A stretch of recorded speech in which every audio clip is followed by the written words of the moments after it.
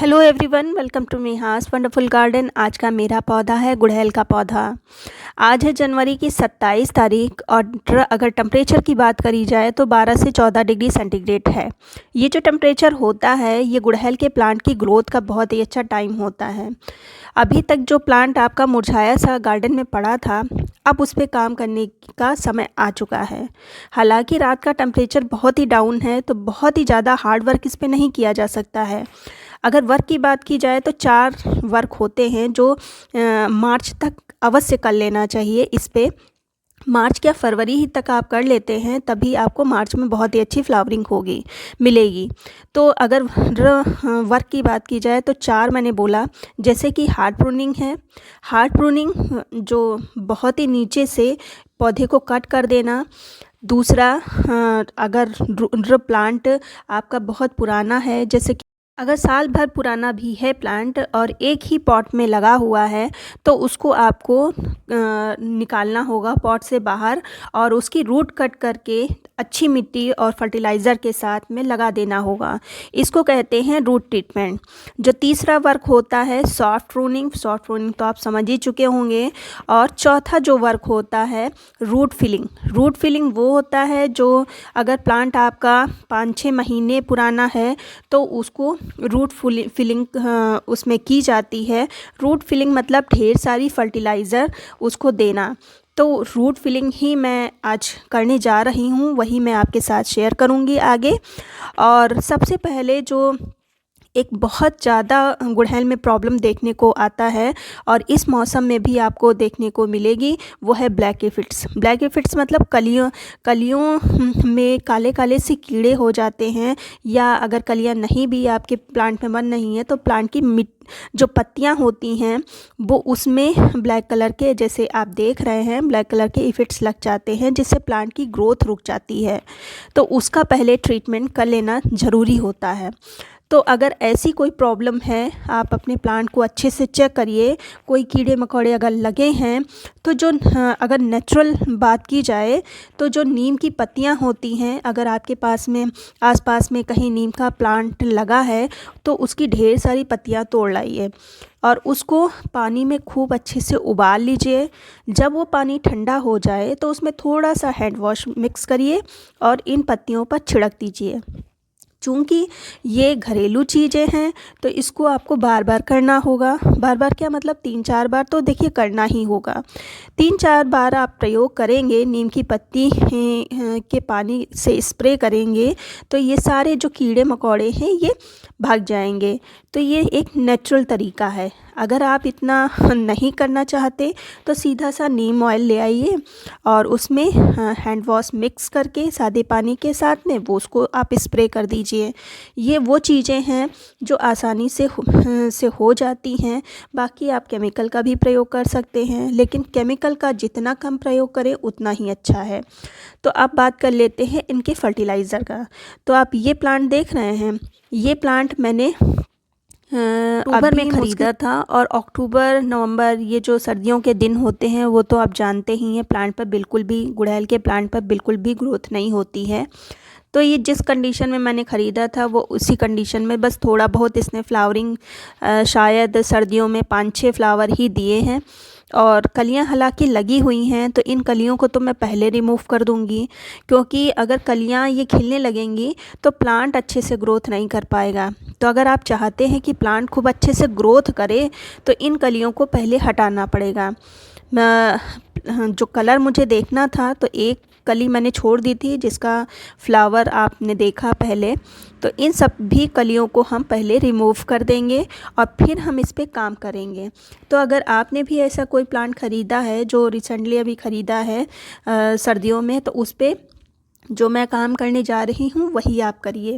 उससे आपको ग्रोथ बहुत अच्छी और जल्दी दिखाई देगी। सबसे पहले तो आप कलियाँ जितनी लगी हैं उसमें सबको रिमूव कर दीजिए। दूसरा, जो मिट्टी में अगर कोई भी घास फूस है तो उसको हटाना है। अब ये देखिए मिट्टी, ये आपको बहुत ही हार्ड मिट्टी लग रही होगी क्योंकि पूरी सर्दियों में मैंने सिर्फ इसमें पानी ही दिया। अपने हिबिस्कस में कोई भी फर्टिलाइज़र दी नहीं गई है, तो ये थोड़ी हार्ड मिट्टी आपको लग रही है। हालांकि हार्ड मिट्टी है नहीं, है बहुत ही सॉफ्ट, लेकिन गुड़ाई उड़ाई हुई नहीं है तो बहुत ही हार्ड लग रही है। और घास फूस पे देखिए कितनी अंदर तक चली गई है। इसीलिए कहा जाता है कि प्लांट की मिट्टी की गुड़ाई ज़रूरी होती है। तो बहुत ही ज़्यादा अंदर चली गई है, तो इसको पहले मैं हटा देती हूँ। तो ये देखिए मैंने हटा दिया है और मिट्टी काफ़ी सॉफ्ट है, बस ऊपर से लग रही थी। तो इस तरह से अब हम, और देखिए कितनी लंबी लंबी सी घास थी ये। अब हम ऊपर से इसकी मिट्टी निकाल लेंगे और लगभग आधी मिट्टी निकालना है। जितना पॉट में आपकी मिट्टी है उसकी आधी मिट्टी निकाल लेना है। अगर गुड़ाई करते समय प्लांट की रूट कटे तो समझ लीजिए कि ये रूट फिलिंग से काम नहीं चलेगा आपका। आपको पॉट से प्लांट को निकालना है और रूट कट करके लगाना है। उसको कहते हैं रूट ट्रीटमेंट। वो इस मौसम में बिल्कुल भी ना करें, जनवरी ख़त्म हो जाने दें, फरवरी में वो काम कर सकते हैं। अभी फ़िलहाल रूट फिलिंग कर रहे हैं और किसी भी तरह की कोई रूट नहीं कट रही है क्योंकि ये प्लांट नया है। तो इस तरह से हम पूरी मिट्टी निकाल देंगे ये। तो ये देखिए ये मैंने मिट्टी पूरी आधी निकाल दी है। अब जो सबसे पहली फर्टिलाइज़र डालनी है ये है बेस फर्टिलाइज़र काऊ डंग कंपोस्ट। फर्टिलाइज़र डालने से पहले ये ध्यान रखिएगा कि खूब अच्छे से प्रिपेयर होनी चाहिए। अगर हाथ में चिपचिपापन लग रहा है तो वो उसको बिल्कुल भी ना डालिए। फिर आप जो वर्मी कंपोस्ट होता है उसका यूज़ कर सकते हैं, या कंपोस्ट कोई भी हो, कोई भी कंपोस्ट ले सकते हैं। फिर जो दूसरी चीज़ लेनी है, ये जो फर्टिलाइज़र मैं डाल रही हूँ प्लांट के लिए बहुत ही ज़्यादा ज़रूरी होती है। दूसरी चीज़ इसमें लिया है ये है जो नीम की खली है। पूरी सर्दियों भर कोई भी फर्टिलाइज़र नहीं दिया गया है तो ऐसी स्थिति में प्लांट पर फंगस लगने की समस्या आ जाती है। तो नीम की खली अगर आप यूज़ करेंगे तो जो फंगस वगैरह से राहत मिलेगी प्लांट को। धीरे धीरे प्लांट की जो फंगस है वो दूर होगी। जो तीसरी चीज़ है ये है जो न्यूट्रिएंट। जो हिबिस्कस के प्लांट में कलियां गिर जाती हैं, कलियां पूरी तरह से नहीं खिलती हैं, फ्लावर छोटा होता है, तो ये माइक्रो न्यूट्रिएंट के ही कारण होता है। तो गुड़हल के प्लांट के लिए ये चीज़ ज़रूरी है, इसको मैंने लिया है। और ये तीसरे नंबर पर सॉरी ये है पोटास। तो पोटास मैंने इसलिए नहीं लिया है कि मुझे इससे फ्लावर चाहिए, अभी तो प्लांट की ग्रोथ होना है। तो लेकिन ये जो पोटास होता है प्लांट की इम्यूनिटी को बूस्ट करता है, तो इसलिए मैंने लिया है। और जो चौथी चीज़ ली है ये है Epsom salt. Epsom salt plant के लिए बहुत ही ज़्यादा ज़रूरी होता है। एक तो रूट को बहुत ही अच्छा हेल्दी बनाता है, और साथ ही साथ ये जो एप्सम साल्ट होता है प्रकाश संश्लेषण की क्रिया को बहुत ही अच्छा फास्ट करता है, जिससे प्लांट की ग्रोथ बहुत ही अच्छी से फास्ट दिखाई देती है। तो इन चारों चीज़ों को और साथ ही कंपोस्ट को हम यहाँ पर डाल देंगे चारों तरफ से इस तरह से, और पूरी चारों तरफ से हाथ से ऐसे फैला देंगे और फिर ऊपर से मिट्टी को कवर कर देंगे इस तरह से। और गर्मियों में अब कोई भी इसमें हम सॉलिड फर्टिलाइज़र नहीं देंगे। जो भी फर्टिलाइज़र देंगे वो लिक्विड ही देंगे, क्योंकि इतनी मात्रा प्लांट के लिए काफ़ी है। बरसात जब आएगी, मतलब गर्मी ख़त्म होगी, उसके बाद ये इतना जो कंपोस्ट है फिर से देना होगा। तो इस तरह से हम ऊपर से मिट्टी कवर कर देंगे। और मिट्टी हल्की सी मॉइस्ट है, लेकिन फर्टिलाइज़र डाला है तो पानी देना भी बहुत ज़रूरी है।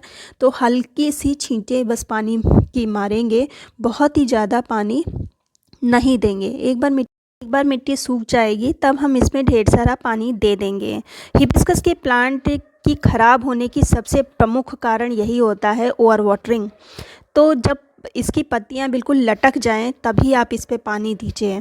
ज़्यादा पानी हिबिस्कस के प्लांट को मत दीजिए। अपने हिबिस्कस के प्लांट पर काम करना स्टार्ट कर दें, बहुत ही जल्दी न्यू ग्रोथ होगी और ढेरों फ्लावर आपके भी प्लांट पर आएंगे। उम्मीद करती हूँ वीडियो अच्छा लगा होगा। अगर अच्छा लगा है तो लाइक कर दीजिए, सब्सक्राइब कर लीजिए। मिलते हैं फिर किसी वीडियो में नई जानकारी के साथ, तब तक की